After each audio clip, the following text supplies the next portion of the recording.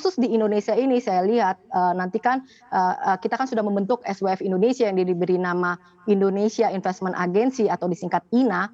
Ini memang, nanti juga akan mengelola, dana yang uangnya atau investasinya itu untuk tahap awal itu dialokasikan untuk proyek-proyek infrastruktur, di mana ada 3 Mhm. tipe infrastruktur yang saat ini menjadi, prioritas tahap awal ini. Kenapa saya bilang tahap awal? Karena tidak menutup kemungkinan nanti di masa depan, eee dana SWF ini atau investasinya itu akan menuju ke sektor-sektor lain, bisa aja seperti, kesehatan atau pariwisata. Nah, kalau untuk Baik. tahap awal ini di infrastruktur itu ada 3 tipe aset yang diutamakan atau 3 jenis proyek infrastruktur.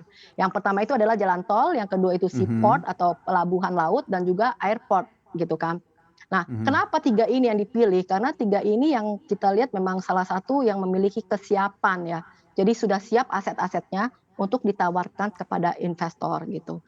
Mhm. Jadi, Baik. ya kita lihat, memang kenapa dibutuhkan SWF ya, kita tahu namanya membangun proyek infrastruktur itu membutuhkan dana yang besar di awal. Maksudnya untuk membangun suatu jalan tol contohnya atau membangun suatu airport atau seaport, itu kan dana yang dibutuhkan sangat besar, bisa mencapai, triliunan rupiah ya, untuk satu proyek saja.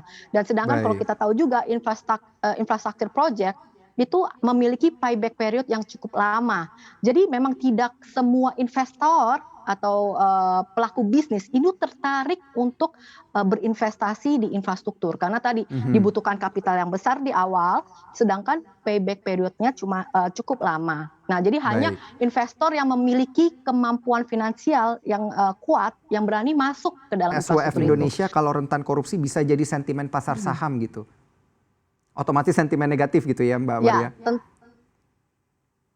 ya betul. Nah, makanya ini yang diharapkan adalah bagaimana, mekanismenya atau pencegahan atau peraturan-peraturan, melakukan bisnisnya gitu, yang bisa mencegah terjadinya korupsi. Korupsi itu kan bisa terjadi karena ada celah Mhm. kan, ada peluangnya.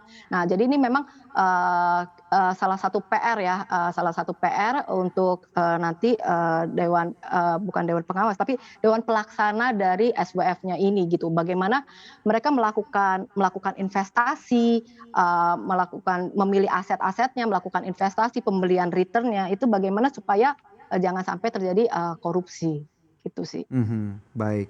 Kemudian pertanyaan yang kedua dari @bangdewo1, SWF kan masih dalam proses. Ada sentimen lain nggak yang bikin saham konstruksi bakal melesat nih di 2021 selain SWF gitu? Selain SWF ya, memang kita harapkan kalau untuk tahun ini itu adalah pemulihan ekonomi ya. Jadi memang, Mhm. kita melihat yang pertama ada beberapa katalis sebenarnya di samping SWF. Yang pertama itu ada infrastruktur budget. Jadi kalau kita lihat anggaran infrastruktur tahun 2021 ini, itu kenaikannya cukup besar ya. Jadi, kita dialokasikan sekitar 418 triliun itu, masih Mhm. anggaran yang ketiga terbesar setelah anggaran pendidikan dan anggaran, sosial.